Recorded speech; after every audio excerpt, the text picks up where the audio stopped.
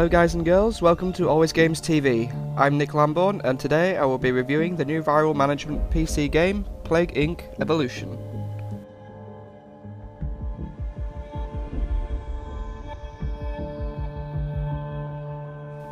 Plague Inc. Evolution is a disease simulation management game. Made by London-based company Endemic Games, it is available through Steam at £11.99, which seems a little bit expensive for an early access alpha. Some of you watching may recognise this game from Android or Apple devices as just Plague Inc. You would be right to believe this is just a PC port. Due to the game being early access, not all the features are available yet. Also, you have to unlock each feature through repeated gameplay. There are some differences between Evolution and the mobile version, most notably the graphic quality, which you can see in this comparison.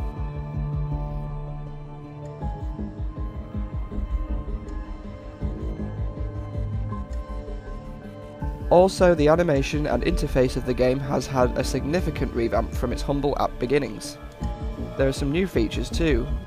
So without further ado, let's examine this fine specimen.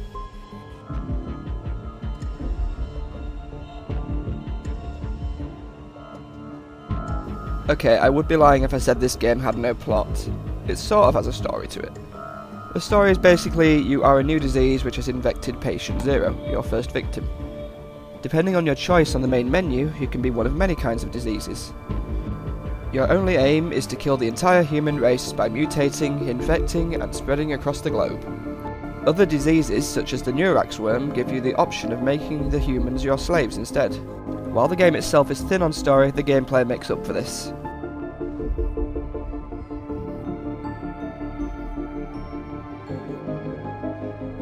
From a gameplay standpoint, this is a fairly easy game to learn and enjoy. Each disease gets progressively harder to utilise effectively. Starting with bacteria, this gently breaks the player into the world of disease-based genocide. No real challenges with this particular disease, which allows you to go infecting and killing the world with kid gloves on. Then you can move on to more complex diseases such as fungi. The fungus disease, like real life, has trouble travelling over large distances, and has to be helped using extra abilities. There are 3 factors that define your disease: infectivity, severity, and lethality.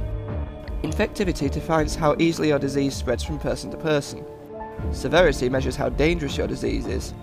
The higher the severity, the more likely the world will discover and take action against you. Finally, lethality determines the kill rate of your disease. The 3 values require a bit of a balancing act, depending on what stage of gameplay you're on, whether you're infecting the world or trying to kill the infected. When you first play, you're limited to bacteria only. By beating the game on normal, you can unlock new disease types like virus, prion, and bioweapon. You then choose the difficulty, which ranges from casual to mega brutal. Casual basically means no one washes their hands and doctors are incompetent. On the other end of the spectrum, mega brutal is a whole different beast. Everyone cleans in an OCD manner, and even if you have a cold, you're thrown in jail. The interface itself shows a map of the whole planet with several regions and countries capable of being infected. You start by choosing your initial country for infection. From there on, you can adapt your disease to make it spread and kill. When clicking on a country, you can check details such as environment, population, and amount of healthy, infected or killed. A new feature is you can see a little more detail about the country, such as political history and general history. Quite a good little distraction and educational. In the bottom left of the main screen, you can evolve your disease in the options menu. There are 4 panels in the disease options. The overview panel to view the disease itself and general statistics. Then you have transmissions, symptoms, and abilities. Firstly, we have transmissions, which allow you to create and adapt carriers of your disease. For example, there's birds, insects, water, even the air you breathe in. Some transmissions also increase the chance of your disease mutating at random. This can be great if you want to save DNA points, but there is no control over what symptom you mutate. Also, you can't mutate abilities or transmissions. Now we move on to the symptoms panel, which allows you to add a variety of different ailments to slowly cripple the human race. From sweating and sneezing to insanity and necrosis, there is a wide range of minor to serious symptoms to play with. Some symptoms raise infectivity or lethality, both in some cases, but all symptoms can increase your severity in small or large amounts depending on the symptom itself. Finally, abilities allow you to increase the infectivity or add special effects to your plague, such as increased mutation or better disease survival in certain environments. Abilities can also slow the progress of the world's attempt at creating a cure for your killer disease. such as slowing down the speed of the cure, or just taking a certain percentage away. Like all games, you have to pay with in-game currency for upgrades and evolutions, in this case with DNA points, which you can earn through 3 ways: general infections and deaths by disease, popping DNA bubbles which appear across the globe, and finally de-evolving certain traits if they have mutated too early or if you don't require them. But please be aware that not all diseases allow you to de-evolve without paying a price. Some will charge you DNA points instead of refunding DNA points.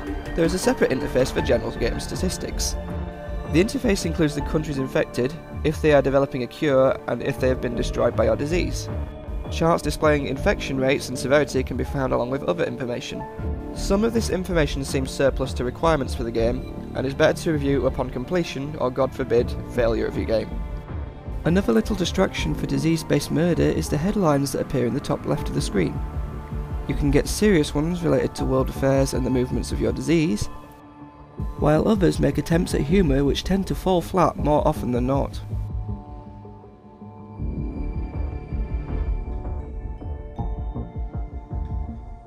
Visually, this game is no Skyrim or Crysis, but it has its charm. The world map is detailed and semi-realistic, matching the Earth country for country. You can even zoom in to get a closer look. Sadly, you can't see the Great Wall of China like you can do from space. Unlike the original app of Plague Inc., the world is just not a static image.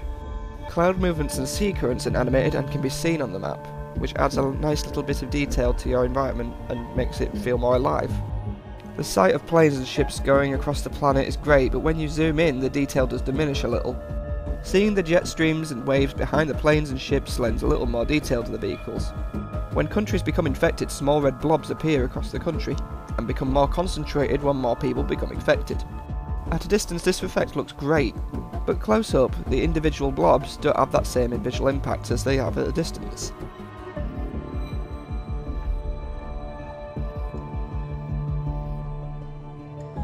Plague Inc. Evolved claims to be a high-strategy and terrifyingly realistic simulation of what would happen if a global pandemic took hold of the Earth.